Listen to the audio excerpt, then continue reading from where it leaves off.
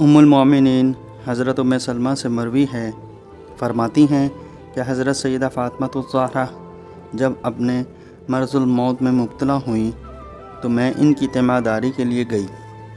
پھر دوران مرض میں نے ایک دن دیکھا کہ ان کی حالت قدرے بہتر ہے، اور اس وقت حضرت علی رضی اللہ تعالیٰ عنہ کسی کام کی غرض سے گھر سے باہر تھے۔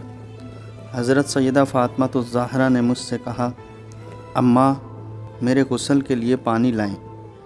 ام المومنین حضرت ام سلمہ فرماتی ہیں کہ میں پانی لے کر آئی تو حضرت سیدہ فاطمہ الزہرا نے غسل کیا، اور میں نے دیکھا کہ آپ رضی اللہ تعالی عنہ نے بہترین غسل کیا۔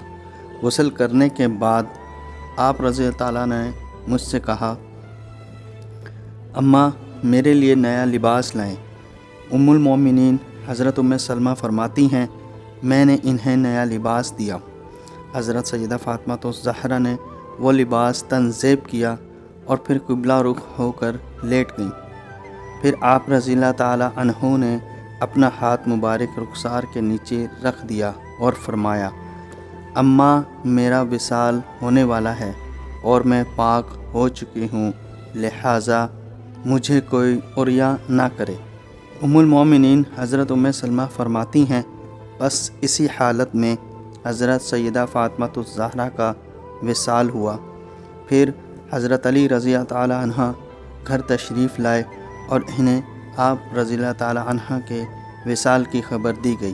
اِنَّ اللہِ وَإِنَّ إِلَيْهِ راجعون۔